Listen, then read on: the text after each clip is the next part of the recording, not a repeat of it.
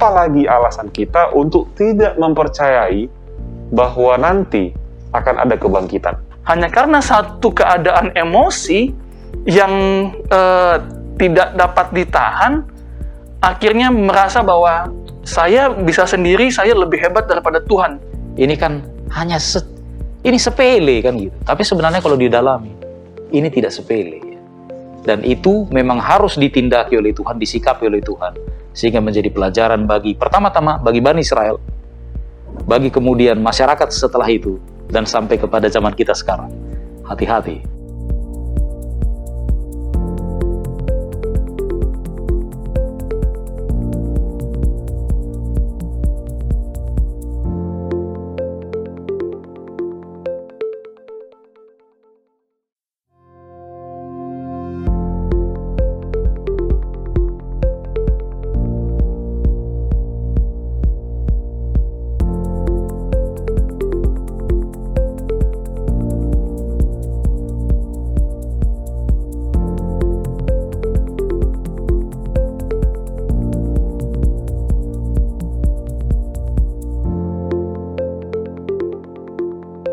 Shalom pemirsa Hope Channel Indonesia dimanapun Anda berada.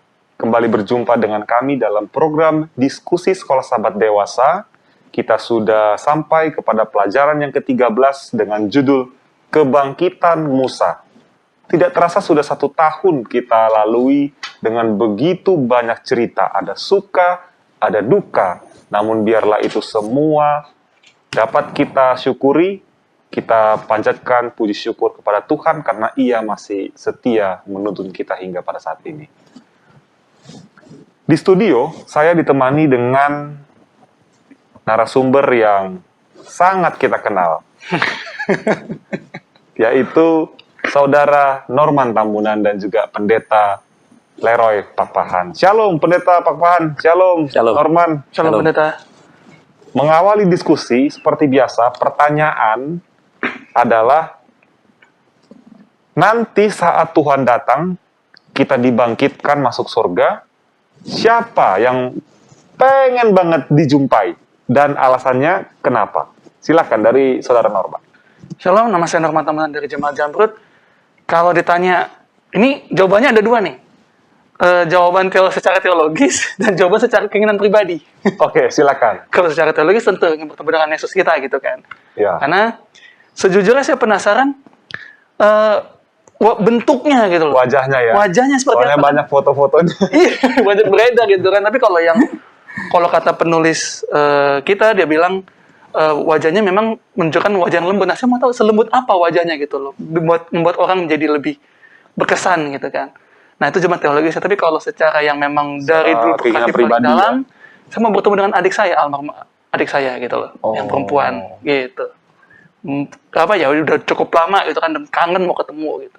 Jadi pernah punya adik perempuan ya. Betul. Saya sangat menginginkan adik perempuan Pendeta, cuman Tuhan tidak izinkan. Rindu juga. Bagaimana dengan Pendeta Pakpahan? Memang karena sudah lama bersama dengan Norman ya, jadi ada juga mungkin kesamaan pikirannya. Nah, tapi ini sejok ya. Siapa? Karena yang bertanya kan, mau ketemu dengan Pendeta Joseph aja. Oh, enggak, bukan saya. Karena saya tahu, ini kan saya lebih berpikir tentang surga itu real ya. Iya. Jadi pasti yang ketemu Yesus pasti antri panjang gitu. Betul. Ya udahlah, daripada ke sana dulu nanti aja belakangan kan begitu. Jadi Cari yang ketemu antrian paling sedikit ya. sambil menunggu kan begitu. Saya mau ketemu dengan mama saya. Ya sama seperti kan gitu ya. Tapi ini bukan dalam arti pengertian bahwa Yesus kurang penting ya. Ya. Karena ya kan gini, hidup di dunia ini dalam pikiran saya kan antrian kan begitu panjang. Jadi daripada rame-rame di sana. Dan memang kalau secara kemanusiaan ya, secara perasaan, kita kan memang belum pernah ketemu sama Tuhan Yesus. Ya. Meskipun kita sangat rindu ketemu sama Dia, sama Tuhan kita. Tapi kan kita selama ini bersama dengan orang yang kita kasihi, ayah kita mungkin sudah diizinkan Tuhan terlebih dahulu untuk beristirahat, keluarga kita, apalagi adik seperti tadi. Pasti yang lebih rindu adalah Pendeta Tambunan, bukan betul. Karena kan orang tua melihat anaknya duluan beristirahat. Jadi itu adalah kerinduan kita semua ya. Puji Tuhan. Pemirsa juga pasti memiliki kerinduan untuk bertemu dengan orang-orang yang dikasihi yang sudah terlebih dahulu mendahului kita. Tapi jangan panik, jangan takut, karena itu adalah suatu kepastian. Untuk ayat inti dan juga doa buka, silakan Saudara Norman. Renungan kita untuk bacaan kali ini terdapat dalam Yudas 1 ayat 9. Tetapi penghulu malaikat Mikael ketika dalam satu perselisihan bertengkar dengan iblis mengenai mayat Musa, tidak berani menghakimi iblis itu dengan kata-kata hujatan, tetapi berkata, kiranya Tuhan menghardik engkau. Kita sama-sama berdoa. Bapa dalam surga, kami mengucap syukur berterima kasih atas pimpinan hingga pada saat ini. Bapa, kami akan mendiskusikan sekolah sahabat. Kiranya engkau berkati apa yang kami diskusikan dapat jadi satu penuntun bagi kehidupan kami, terlebih bagi pendeta Lore di sini, dan pendeta Joseph juga yang ada di sini akan memimpin Bapak. Kiranya engkau berkati kan hikmat kebijaksanaan kepada mereka agar dapat membawakan diskusi dengan baik. Ampuni kami akan kesalahan kami, dalam nama Yesus kami berdoa, amin. Amin. Amin. Pelajaran sekolah sahabat kita katakan, sepanjang triwulan ini, Musa adalah tokoh utama dalam kitab Ulangan. Karena memang jelas, pendeta ya, dia adalah penulis, meskipun ini adalah tradisi yang disebut secara oral disampaikan. Tidak ada bukti secara tertulis, maupun dari kitab-kitab itu sendiri yang telah dibuat Musa. Penulisnya adalah saya, gitu ya, Musa. Tidak ada. Tetapi orang percaya, orang Israel, bahwa penulisnya adalah Musa. Nah, meskipun Musa dikatakan adalah orang yang atau tokoh utama dalam serial ini, dia tidak mencapai garis finish tanah Kanaan, tanah Kanaan dunia. Ini adalah satu cerita kalau kita lihat cerita gitu ya, atau di satu kisah, sepertinya sad ending. Bukan begitu, pendeta? Bagaimana? Ini happy ending atau sad ending ini untuk Musanya ya? Nanti kita akan Nanti jadi disclaimer nanti kalau lebih lanjut. Ya betul, disclaimer nantinya. Tapi yang paling menarik adalah dia dikatakan mengalami kebangkitan. Jadi Tuhan Yesus belum pernah datang sebagai Allah yang berkuasa yang kita nantikan. Ya kan, mari menginjil, Yesus pasti datang segera. Belum datang, tapi Musa sudah mengalami kebangkitan. Nah, bagaimana ini semua bisa terjadi? Itu akan kita bahas selanjutnya, karena waktu kita menandakan untuk break sejenak. Jangan kemana-mana, kita kembali setelah yang satu ini.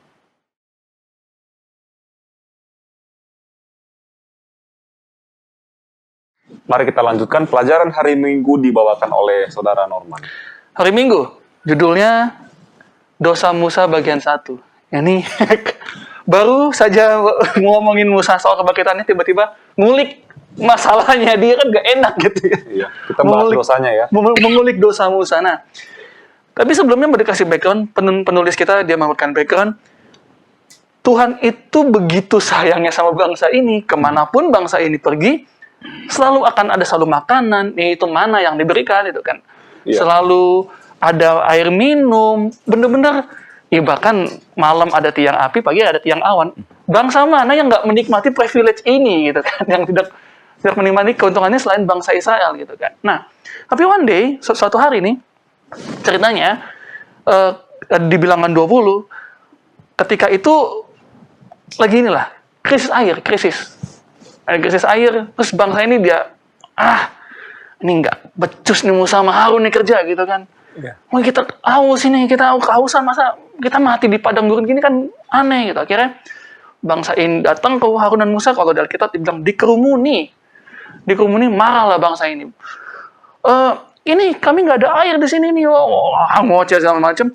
Mungkin juga pada saat itu Musa juga kesel. Dalam artian kalau pengertian saya, kalau pengertian aku, ini kan suasananya adalah mereka kekurangan air. Iya. Orang kalau kekurangan air biasanya itu dia punya rasa stres, dia punya emosi itu biasanya meningkat gitu kan. Nah, Musa juga kebetulan dia saking panasnya dia dengerin di bangsa ini ngomong kan. Tuhan sih bilang sama Musa, pukul 1 kali, itu akan keluar air gitu kan. Nah, masalahnya adalah bukan Musa pukul 2 kali. Masalahnya adalah ketika Musa lagi marah, lalu dia ucapkan kalimat ini. Di Bilangan 20 ayat yang ke-10. Ketika Musa dan Harun telah mengumpulkan jemaat itu di depan bukit batu itu, berkatalah ia kepada mereka, dengarlah kepadaku, hai orang-orang durhaka. Apakah kami harus mengeluarkan air bagimu dan dari bukit batu ini? Seakan-akan Musa playing God, seakan-akan Musa memainkan peran Tuhan. Kalau orang banyak mengertiannya adalah ya karena Musa pukul batu 2 kali gitu kan. Bukan di situ masalahnya. Masalahnya adalah Musa menganggap dirinya Tuhan di saat dia sedang emosi. Dia pengen jadi Lord Musa ya. Iya, mau jadi Lord Musa dia. Di saat lagi emosi, tingkat emosinya sedang tinggi. Sekolah sahabat kita katakan sendiri di paragraf alinea terakhir. Masalahnya bukan semata-mata tentang kemarahan itu sendiri yang memang cukup buruk tapi bisa dimengerti. Tetapi ketika dia berkata, apakah kami harus melakukan air bagimu? Seakan-akan dia atau seorang manusia siapa saja bisa mengeluarkan air dari batu. Iya. Dalam kemarahannya, pada waktu itu dia sepertinya lupa bahwa hanyalah dengan kuasa Allah yang bekerja di antara mereka yang bisa melakukan sebuah mukjizat seperti itu.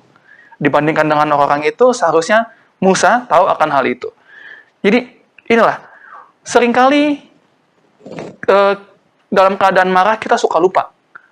Tuntunan Tuhan sepanjang dalam hidup kita, tuntunan Tuhan anggaplah sepanjang 1 minggu itu gitu loh.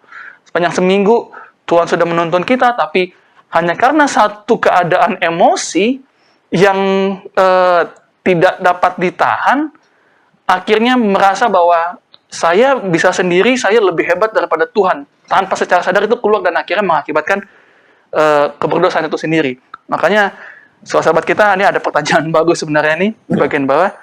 Berapa sering kita berkata ataupun melakukan hal-hal tertentu dalam kondisi marah, bahkan jika kita yakin marah itu benar. Bagaimana kita belajar untuk berhenti, berdoa, dan mencari kuasa Allah untuk berkata dan bertindak benar.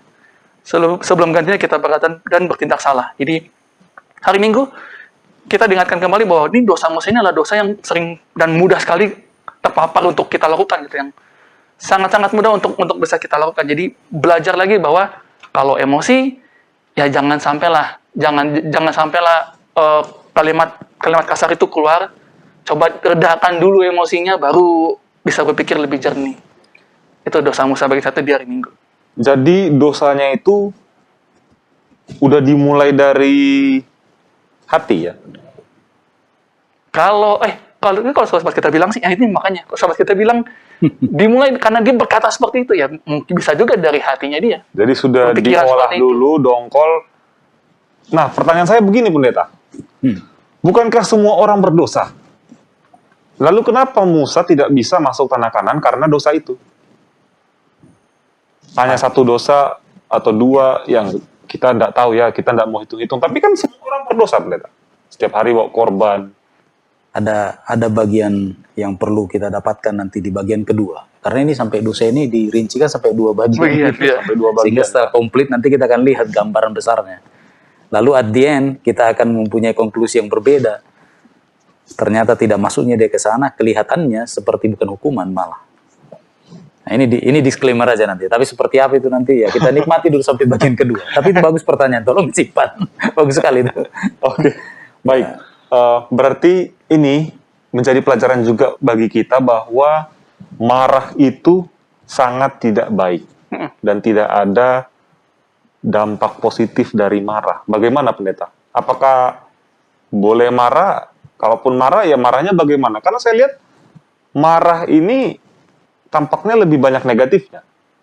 Ya, artinya gini, ketika kita bicara gini, kan ada juga mengatakan dalam firman, ya Rasul Paulus menyatakan bahwa marahlah, tapi jangan berbuat dosa. Dan bukankah, ya kita teladan kita yang paling sempurna kan Yesus.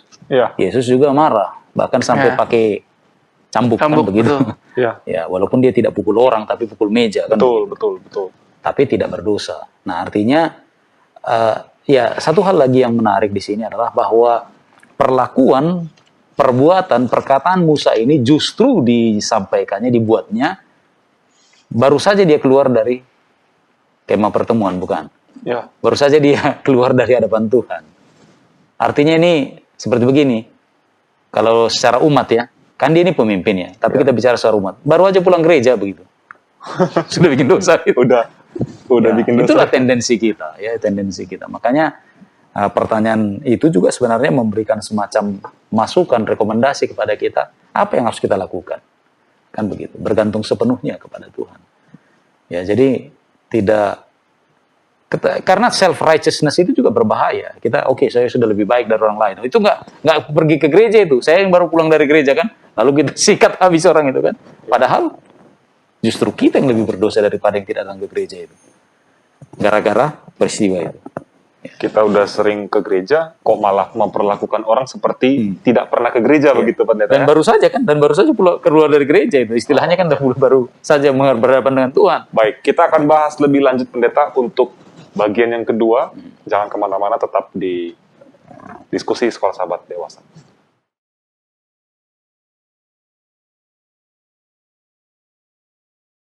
Mari kita lanjutkan pemirsa. Pelajaran hari Senin, dosa Musa bagian yang kedua.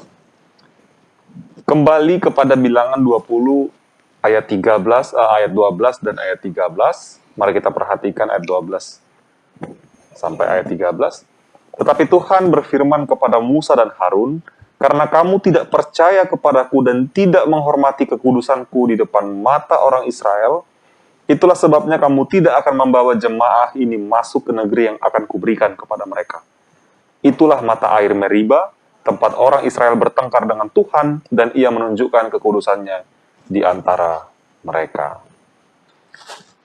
Menurut ayat ini, ada hal lain lagi dari Musa yang lebih daripada dosa usahanya untuk mengambil tempat dari Allah. Dan ini cukup buruk. Disebut di Sekolah Sahabat kita dikatakan seperti ini. Dia menunjukkan kurangnya iman yang bagi seseorang seperti Musa tidak bisa dimaafkan. Ini sama seperti istilah kalau di jemaat pendeta. Kalau dosanya seperti ini, tidak apa-apalah anggota jemaat, orang awam. Tapi kalau pendeta yang melakukan itu, nah itu benar-benar tidak bisa dimaafkan. Saya mungkin seperti itu kali pendeta ya. Pandangan pribadi saya, sehingga penulis Sekolah Sahabat katakan, ya Musa dalam kasus ini fatal dia. Itu karena dia menunjukkan kurang iman di posisi dia sebagai orang yang sangat dekat dengan Tuhan. Dibanding orang Israel, hanya dia yang pernah ketemu dengan Tuhan, walaupun hanya melihat dari punggung ya, lalu wajahnya bercahaya. Tetapi dalam kasus ini di bilangan 20, Musa menunjukkan satu hal lagi, selain tadi yang disampaikan oleh Saudara Norman. Dia emosi, dia marah, mau mengambil tempat Allah, dia terdorong sama emosinya, lalu di sisi yang lain dia juga menunjukkan rasa kurang percaya. Rasa kurang percaya atau kurang iman ini kepada Tuhan, itu yang menjadi penyebab kenapa dia dikatakan tidak bisa dimaafkan atau berdosa.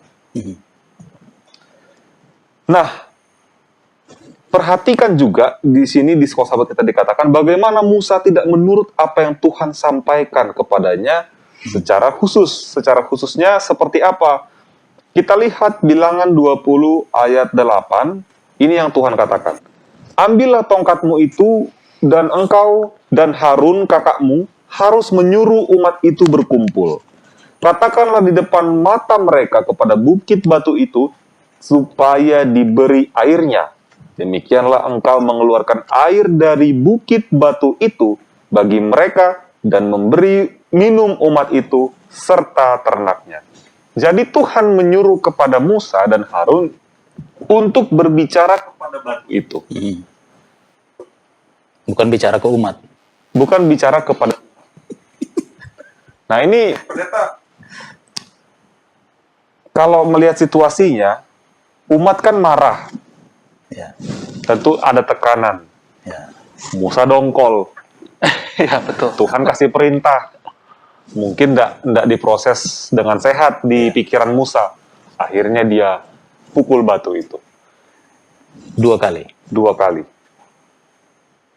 Pertanyaannya pendeta, apakah itu fatal? Ya, fatal. Di mana letak fatalnya? Inilah yang disebut namanya dengan apa namanya ya? Sin of commonness. dosa lazim. Hmm. Itulah sebabnya Tuhan katakan, kamu tidak menghormati kekudusanku. Ini kan umat sudah berjemaah, ibarat berbakti mereka itu sebenarnya. Menghadap kepada batu karang itu, gunung batu ya. Iya. Tidak ada air di situ, istilahnya kan. Lalu Tuhan bilang, kau bicara kepada batu. Nah ini pertunjukan yang luar biasa sebenarnya. Sebenarnya begini, waktu Musa pukul batu sampai 2 kali lalu keluar air, kan mukjizat juga itu. Iya toh? Itu mukjizat kan? Bagaimana mungkin dipukul tuh batu? Nah, pertanyaannya pendeta, kenapa bisa terjadi mujizat dengan cara dosa? Nah, yang dimaksud di sini adalah Tuhan Maha Baik. Kebaikan Tuhan yang diperlihatkan di situ. Dia demonstrasikan kemurahannya, kan begitu. Tapi di waktu yang sama sebenarnya atau sebelumnya, Musa ini sudah memperlihatkan sikap yang takabur, sikap yang tidak sopan di hadapan Tuhan. Disuruh bicara kepada batu, justru bicara kepada umat, lalu kemudian pukul tuh batu. Yang sebenarnya adalah simbol ya divine, kan begitu. Nah itu bahaya. Tapi bagi kita orang yang ya manusia normal lah ya, kita tidak lihat ada persoalan yang terlalu besar di situ. Karena kita tidak tahu Tuhan sudah bicara sama Musa. Iya. Gitu, ya, kalau Tapi dari sisi ketika jemaat. kita renungkan lebih dalam, itulah masalah kita. Kita tidak sopan lagi di hadapan Tuhan. Makanya di Pathfinder, di Adventurer, kan itu peraturan itu kan ada ya. Berjalan perlahan di gereja. Apa sih? Apa sih urusannya itu? Apa sih? Ada urusannya. Itu urusan kepada Tuhan itu. Gak boleh lari-lari di gereja. Tidak boleh macam-macam. Tapi betapa sering kita kan sudah habis kebaktian, sudah selesai tuh. Iya. Atau itu kan anak-anak. Tidak dapat itu tanah perjanjian. Luar biasa, sesuatu yang diperjuangkan dengan seksama ya. Siapa yang paling berjuang daripada Musa? Ya artinya lebih besar daripada Musa. Iya. Tapi justru dia tidak dapat. Mengapa? Itu anggap remeh. Berarti memang Ketika orang sudah menikmati kekudusan, sama seperti pemazmur katakan, 1 kali Tuhan berbicara, apa katanya? 2 kali ku dengar, kan begitu. Ya. Tapi ketika kita sudah tidak menghormati kekudusan Tuhan, 1000 kali Tuhan bicara, kita nggak mau dengar, kan begitu. ya. Nah, kembali lagi kepada pertanyaan saya sebelumnya, pendeta. Bukankah semua orang berdosa? Ya, Lalu kenapa dengan dosa yang seperti itu, katakanlah memang itu berat, sudah mempermalukan Tuhan, tapi kan Tuhan Maha Pengampun. Kenapa tidak dikasih kesempatan untuk Musa tiba di tanah Kanaan? mungkin saya ralat ya, tidak mempermalukan Tuhan sebenarnya. Itu tidak mempersoalkan Tuhan sebenarnya. Ya. Itu kan antara mereka berdua. Artinya dalam bahasanya kan adanya Bani Israel tidak tahu menawa apa yang terjadi sebenarnya. Oh iya, Ya kan tapi begitu. saya mengutip dari dia menginjak-injak kekudusan Ya, Tuhan. exactly. Jadi artinya ini personal personal problem ya, ini personal konflik. Oke. Tapi ketika ditanya mengapa hanya karena ini Musa tidak masuk, kan begitu. Iya. Yes, benar tidak masuk. Tapi jangan lupa dia sampai juga ke sana. Tapi setelah kematian. Jadi sebenarnya apa yang didapat oleh Musa itu jauh lebih besar. Nah inilah yang disebutkan oleh Ibrani. Mereka semua, siapa semua di sini? Jangan sampai kepada yang lain-lain ya, dan sampai kepada Simpson, jangan. Itu sebenarnya mulai dari Habel sampai ke Abraham. Semua mereka tidak mendapatkan apa yang dijanjikan itu, tanah perjanjian. Tapi ingat, mereka ini mendapatkan sesuatu yang lebih baik. Sesuatu yang lebih baik. Dan itu didapatkan oleh Musa. Dia sampai ke surga loh. Ya, betul. Luar biasa. Jadi bukan Kanaan duniawi yang mereka nikmati berarti, tapi Kanaan surgawi. Dan itu lebih besar yang Tuhan berikan kepada Musa. Lebih dari Lebih apa yang daripada. dia bayangkan. Pemirsa, kita akan lanjutkan setelah yang satu ini.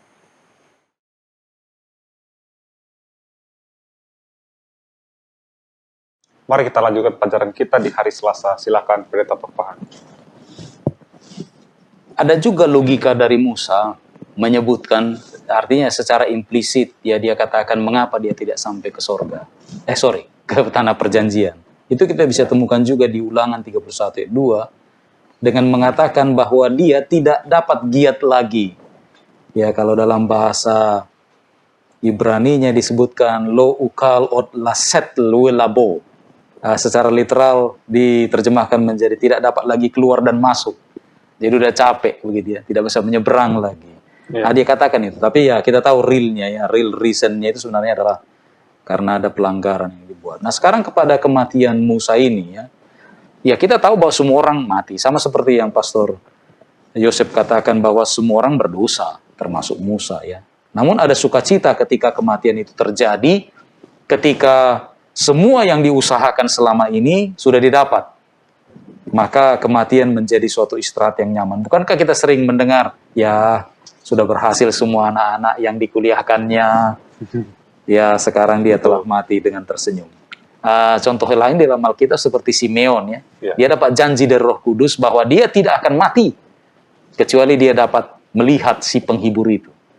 Dan ketika dia akhirnya berhasil ya, ketika Yusuf dan Maria membawa bayi Yesus, dia berhasil menimangnya. Lalu dia katakan, sekarang Tuhan, aku boleh beristirahat, katanya.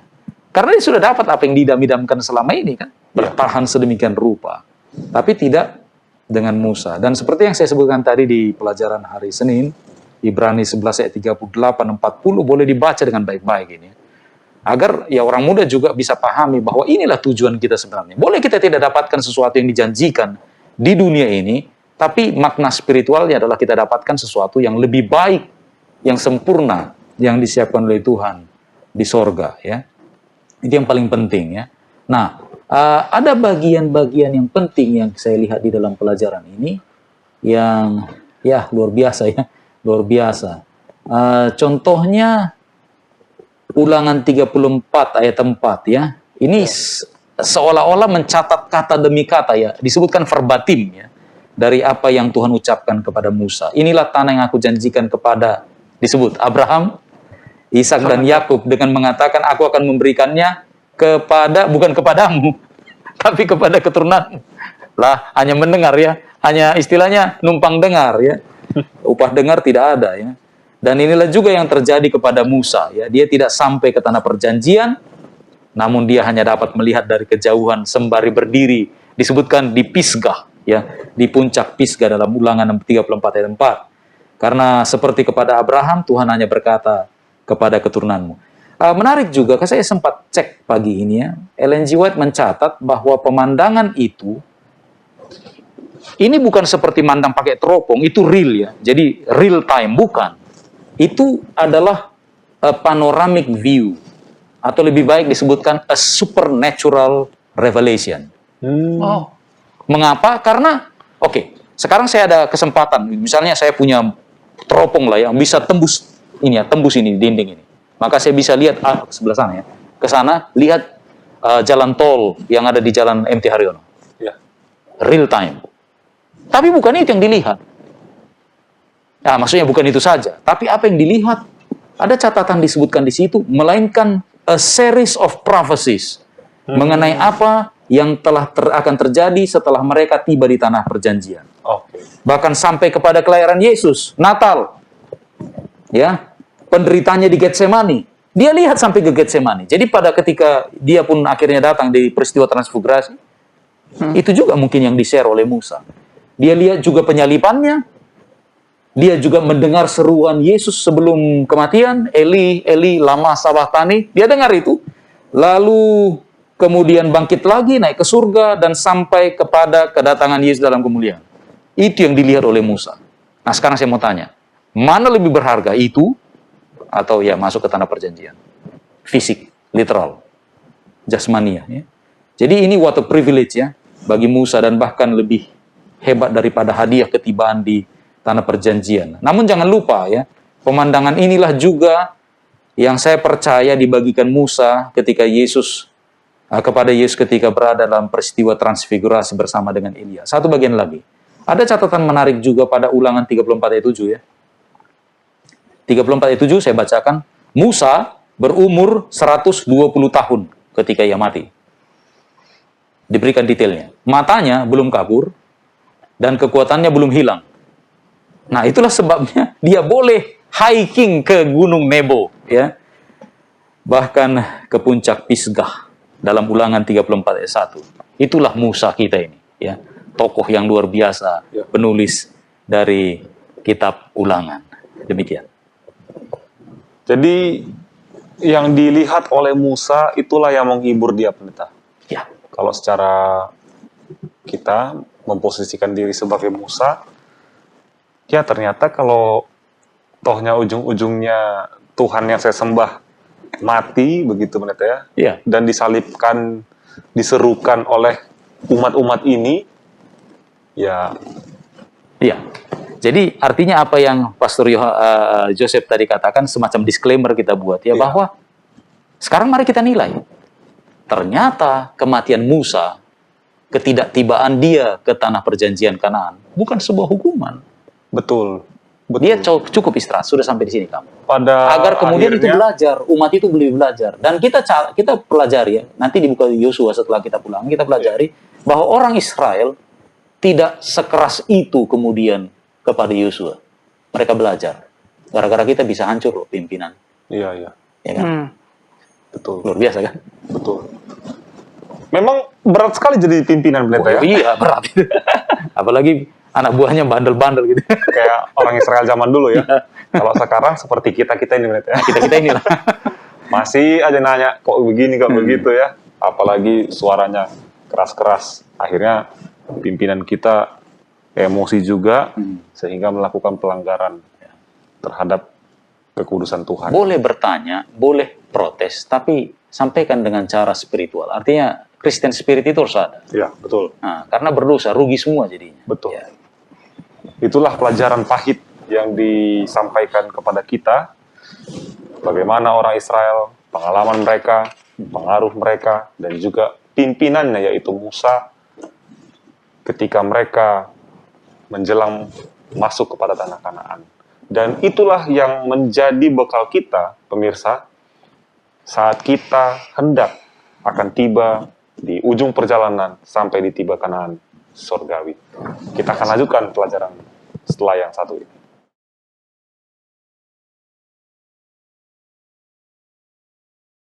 Mari kita lanjutkan diskusi kita di hari Rabu, Kebangkitan Musa. Silakan, Saudara Norman. Rabu judulnya Kebangkitan Musa. Tadi setelah kita ngomongin dosa-dosanya, kita ngomongin Yang perbuatan yang jelek-jeleknya gitu.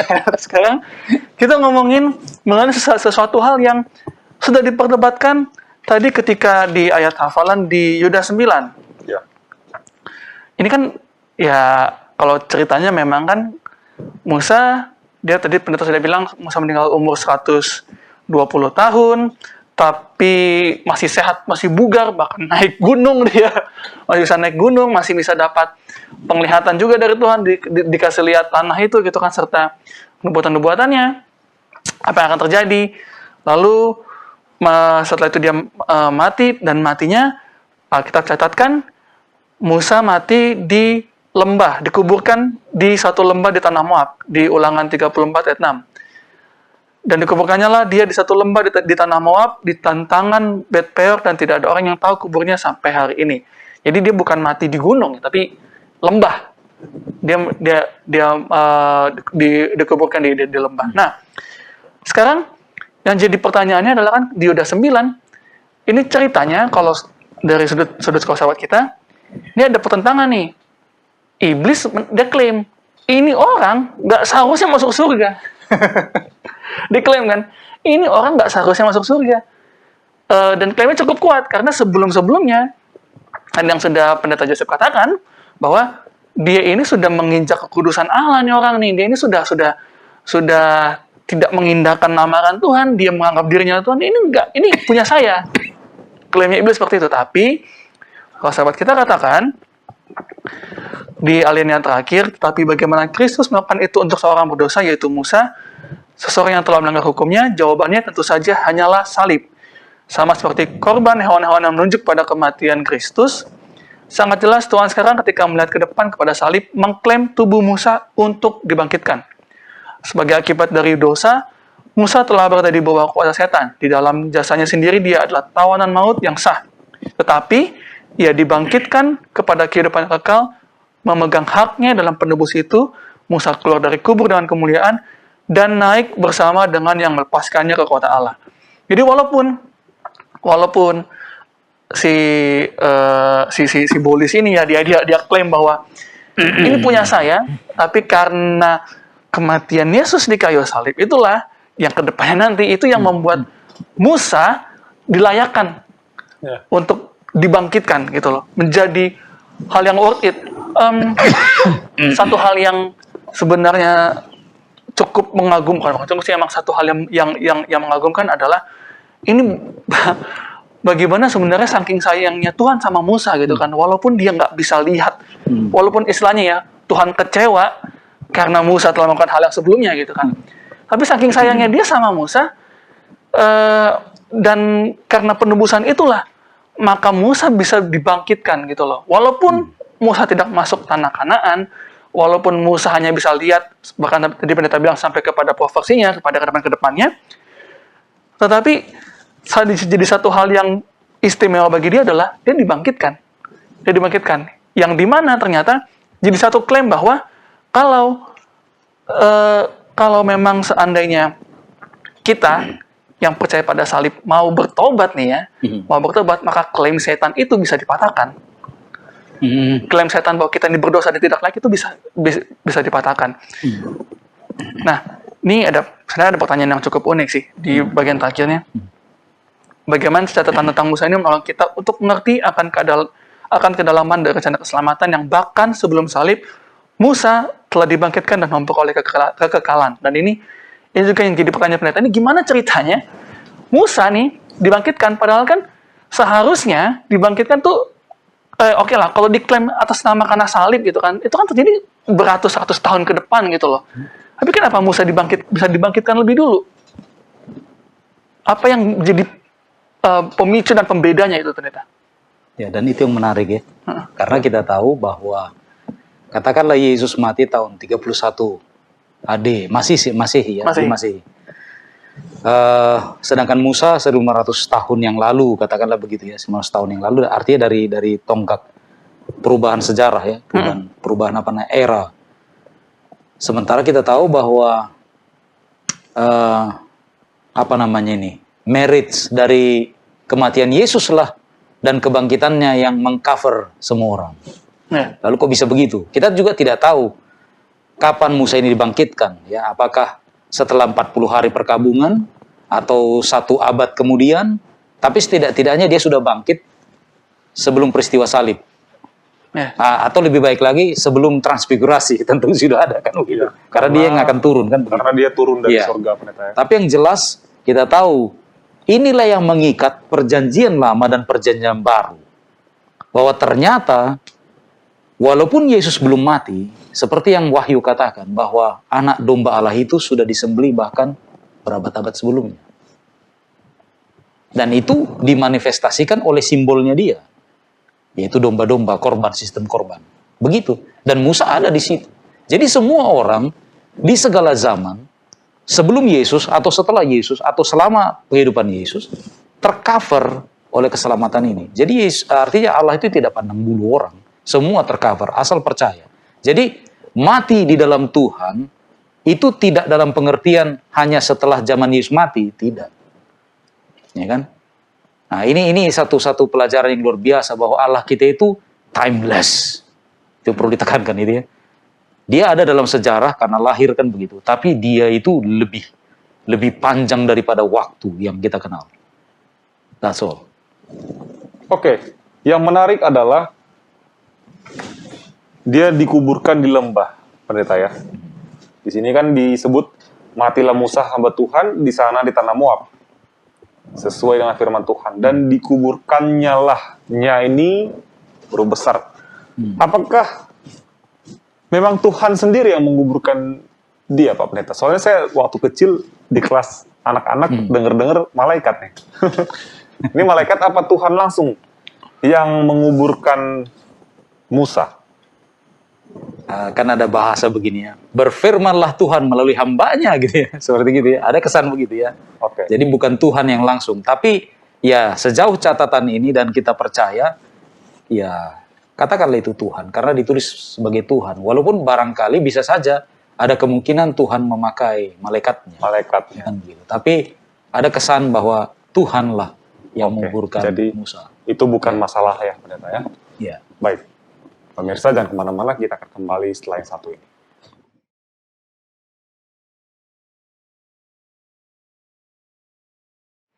Oke, kita lanjut di hari Kamis. Subjudulnya adalah kebangkitan kita semua. Dengan terang yang ditambahkan di perjanjian baru, pada akhirnya dikeluarkannya Musa dari tanah perjanjian tidak kelihatan seperti sebuah penghukuman. Ini tadi disclaimer yang disampaikan oleh pendeta. Bahwa ketika kita membaca the whole story, Musa bukan mendapatkan hukuman, malah mendapatkan satu penglihatan yang memberinya atau ya Musa akhirnya mendapatkan keikhlasan. Bukankah seperti itu pendeta ya? Jadi dia mengikhlaskan hal tersebut sebab dia sudah dikasih tahu clue-nya nih.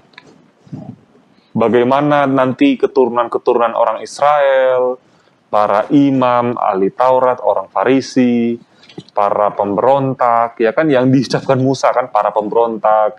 Ya, mereka juga yang akan apa? Berbuat sesuatu yang lebih kasar, yang lebih keras dibanding perbuatan mereka kepada Musa di zaman yang akan datang, yaitu kepada Yesus Kristus Tuhan kita. Ya, bahkan Allah melalui Yesus disalibkan. Itu adalah satu pandangan yang atau visi supernatural vision yang Musa akhirnya dapat maklumkan. Di sini paragraf ketiga yang menarik pendeta untuk saya bacakan. Tetapi berapa lama Musa tertidur di tanah kita tidak tahu. Tetapi sejauh itu dia tetap dijaga, hal itu tidak jadi masalah. Dia menutup matanya dalam kematian, dan apakah itu 300 tahun? Bagi dia sama saja. Di awal, saya tadi bertanya, siapa nih orang yang paling kita rindu untuk ketemu? Pendeta Pak Pahan katakan, ibunda tercinta. Saudara Norman katakan adik Perempuan. adik perempuan yang sangat dia kasihi ya. Mungkin kalau sekarang udah besar kali ya. Udah besar. Cantik kan? Banyak yang demen.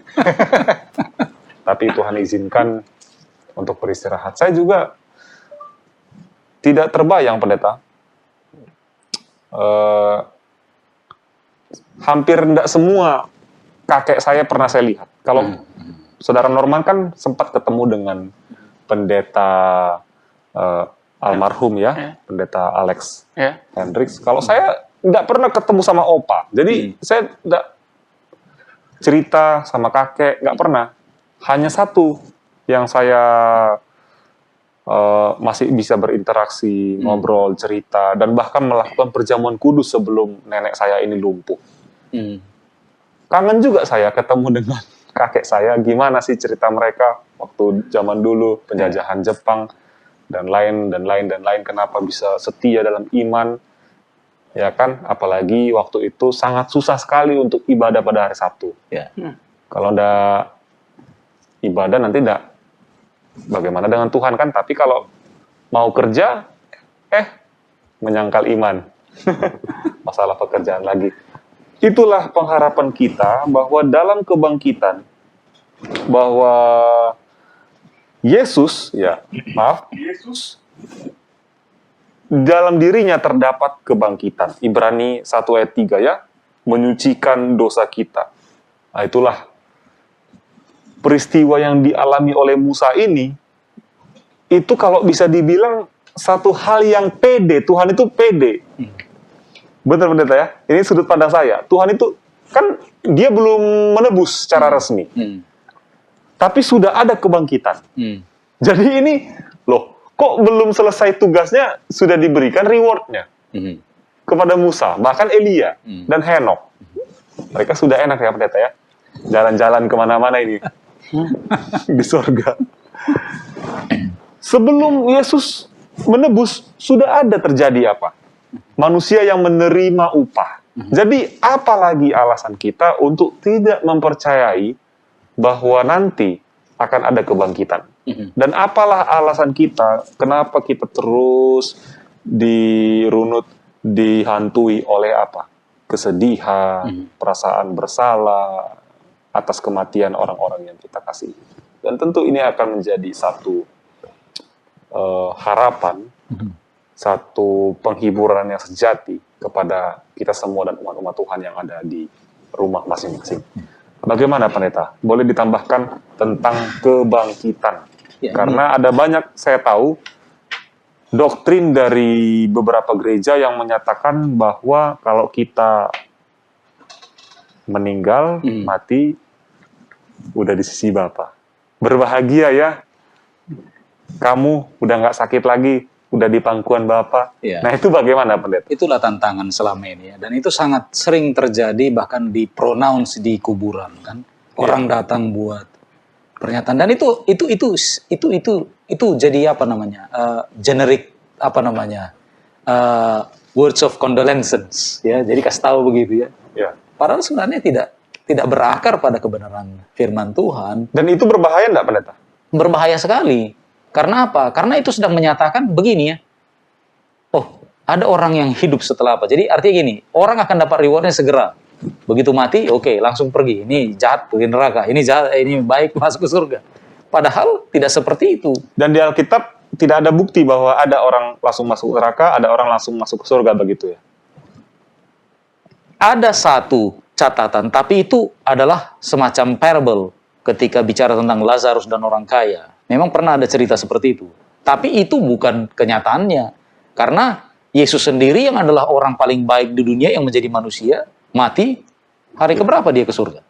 Hari ketiga. Hari ketiga, itu pun ya bangkit dulu kan? Bangkit dulu, lalu dia bilang, aku belum pergi kepada Bapa. Loh, selama ini kemana aja?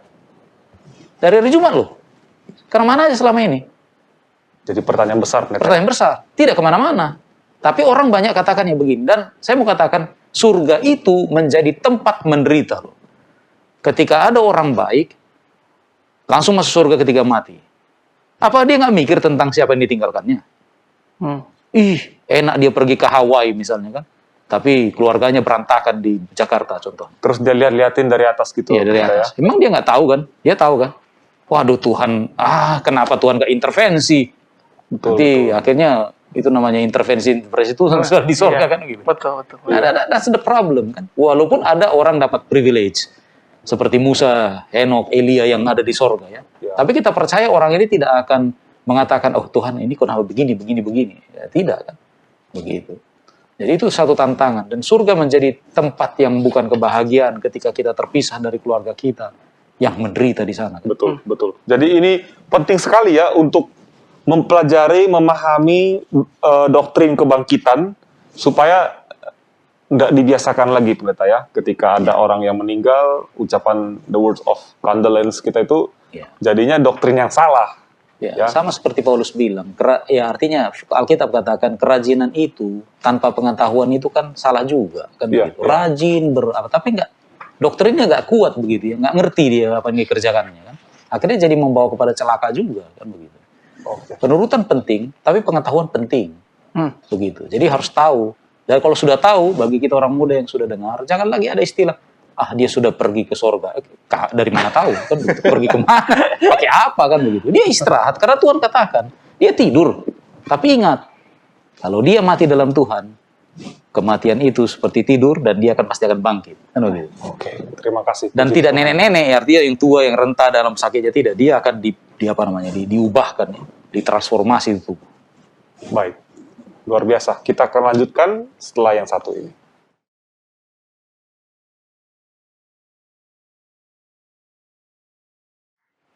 Oke, silakan Pendeta Pakwahan untuk hari Jumat dan juga nanti kesimpulan. Ya, pada bagian ini hari Jumat ada catatan luar biasa untuk pendalaman ya, untuk pemikiran lebih jauh. Ya. Kita perhatikan bahwa pengecualian Musa dari tanah perjanjian setelah semua karya, semua perbuatan, dan semua konsentrasinya untuk bisa tiba ke tanah perjanjian, sembari membawa Bani Israel, ternyata telah membuat Musa kesal. Jadi kita sudah bahas. Dia menjadi berang dan akhirnya tampil, saya pilih kata tampil arogan ya, di hadapan mereka dan juga di hadapan Allah. Karena ada orang bijak berkata begini, setiap orang itu pada dasarnya rapuh. Ya, tinggal menunggu waktu atau tergantung keadaannya saja. Ya. Nah, inilah yang terjadi juga kepada Musa. Itulah sebabnya ketergantungan, keimanan, dan pengharapan kita hanya ada pada Tuhan. Tidak boleh lepas sekalipun. Termasuk ketika baru saja keluar dari gereja, misalnya. Baru saja keluar dari doa. Baru saja selesai doa subuh. Tetap tergantung. Jangan merasa bahwa, oh, saya sudah lebih bagus. Oh, saya sudah dibenarkan. Wah, mantap ini. Karena justru baru saja keluar dari hadapan Tuhan, Musa berdosa. Dan di sini Bani Israel ini, ya kita tahu ya, ya dengan hormat saya sebutkan ya, walaupun ya ini masalah ya, dikenal sebagai sekumpulan orang yang suka mengeluh. Ya, dan ada bahaya persungutan, ada. Jadi yang namanya bersungut-sungut itu ada bahayanya. Tadi kita sudah pelajari ya, bahaya kepada si pemimpin, Ya. tapi juga bahaya kepada yang dipimpin ya. Ada salah seorang sahabat saya, rekan pendeta bernama Pendeta Jackson Panjaitan. Dia pernah membuat satu khotbah. Khotbahnya itu judulnya tahu apa? Dibikin judulnya Mere Kombuzete ya. Ini artinya dia bikin ya dalam istilah dia, istilah bersungut-sungut, bahaya persungutan gitu ya. Mere Kombuzete. Nah, jadi bukan saja bahaya bagi mereka sendiri, tetapi juga bahaya bagi pemimpinnya. Itulah yang menyebabkan nilai dan kualitas Musa yang sudah luar biasa itu muncul ketika dia berkata, dengarkanlah kepadaku, hai orang-orang durhaka. Di Hakim ya. Lalu dia katakan, apakah kami, dia tunjuk dirinya, dengan dengan Harun, harus mengeluarkan air bagimu dari bukit batu ini. Lalu kemudian di ayat yang ke-11 dicatat, sesudah itu Musa mengangkat tangannya. Lihat, ini angkat tangan bukan tanda penyerahan kepada Tuhan. Angkat tangan kepada Tuhan bukan. Tetapi menyerah kepada kemurkaannya kepada Bani Israel. Lalu apa? Dia pukul bukit batu itu dengan tongkatnya 2 kali. Nah, sebenarnya 2 tongkat ini juga saya pengen kasih tambahan, tapi kita tidak punya waktu yang cukup. Ada bahasa-bahasa yang agak luar biasa. Tongkat mana yang diambil ini? Apakah tongkat Musa atau tongkat Harun? Karena ketika disebut diambil dari hadapan Tuhan, ada kesan bahwa ini tongkatnya Harun. Karena tongkat Harun yang disimpan kan di samping tabut. Kan begitu. Jadi karena ada istilah, ada tongkat Musa, ada tongkat Harun, Allah, ada tongkat Harun, ada istilah, ada 4 kalau nggak salah ya, yang paling apa. Jadi ada semacam confusion di sini, ada kebingungan yang mana ini. Dan itu kan tongkat kan merujuk kepada kepemimpinan. Jadi seolah-olah sedang mengatakan bahwa ada kerancuan di sini, mana kepemimpinan sipil, mana keimamatan. Ya. Jadi ketika kabur di situ bahaya. Ya. Itulah sebabnya respect the holiness of God. Dalam gereja juga demikian. Ketika kita tahu itu bukan bagian kita, jangan pegang-pegang ya. Jangan merasa karena saya lebih bagus lah daripada pendeta saya. Pendeta saya ini ya begitulah, kurang bicara juga gagap-gagap begitu. Nah, jangan ambil ya. Karena itu namanya kebingungan ya. Dan ini yang terjadi kepada Musa juga ya. Dia pemimpin yang kehilangan pandangan ya oleh karena emosi dan segala macam, karena kebodohan mungkin ya. Dan ini serius ya, walaupun dalam pandangan kita manusia ya, humanly speaking, ini kan hanya ini sepele kan gitu. Tapi sebenarnya kalau didalami, ini tidak sepele ya. Dan itu memang harus ditindaki oleh Tuhan, disikapi oleh Tuhan, sehingga menjadi pelajaran bagi pertama-tama bagi Bani Israel, bagi kemudian masyarakat setelah itu, dan sampai kepada zaman kita sekarang. Hati-hati. The holiness of God itu kita harus deal dengan serius. Ya. Jangan main-main ya. Itu commonness itu bahaya itu ya. Kelaziman ya. Bahaya ya. Terima kasih. Jadi tidak boleh kita bermain-main dengan hal-hal yang kudus. Benar pendeta ya? Ya. Itu juga yang kita dapatkan di pelajaran Daniel pasal 5 ketika Raja Belshazzar dia malah ambil cawan ya. dari ini kan perkakas bait suci, lalu minumnya minuman atau contoh yang spiritual, Uzza. Ya. Itu Uzza. kan untuk sesuatu yang baik kan, supaya nggak jatuh itu tabut kan begitu. Betul, dari sudut pandang lain bisa dipandang seperti itu. Tapi ternyata setelah dipelajari, kawan ini rupanya terlalu sering meremehkan sesuatu. Ya. Jadi dia ulurkan tangan itu dengan sikap tak respect begitu ya. Kan banyak orang angkat firman Tuhan kan tak respect begitu. Ya. Gitu ya, seperti gitu ya, firman Tuhan. Dia kira itu perkataannya gitu. Padahal itu perkataannya, bukan perkataannya, perkataannya gitu. Hati-hati. Baik. Bagaimana Saudara Norman? Ya. Ada tambahan Sepertinya sih sudah cukup ya, karena sudah terbuka nih, mulai terbuka lagi pikiran Bapak. Sungguh-sungguh emang perlu Ya, diingatkan bahwa ini butuh respect untuk ketika kita tahu bahwa Tuhan hadir di situ gitu. ya. Baik, luar biasa. Terima kasih Pendeta Leroy Pakpahan, Saudara Norman Tambunan atas ulasan diskusi sekolah sahabat kita. Ini adalah pelajaran 13, pelajaran yang sangat penting sekaligus menutup di tahun ini, pelajaran sekolah sahabat kita. Itu sebabnya ada satu pesan yang ingin saya sampaikan kepada pemirsa yang ada di rumah. Kematian bukanlah akhir dari kehidupan. Karena di dalam Kristus, kita akan mendapatkan keabadian. Bila mana orang-orang percaya diizinkan untuk beristirahat dalam kubur, yakinlah bahwa kita yang beriman kepada Yesus akan bangkit dan tiba di tanah Firdaus. Tetap saksikan program Hope Channel Indonesia, dan kita akan kembali dalam pelajaran seri yang terbaru di tahun depan yang jauh lebih seru lagi. Pastikan sampaikan kabar Injil ini kepada dirimu, kepada keluarga, dan kepada semua orang yang ada di sekitarmu. Tuhan Yesus memberkati. Shalom.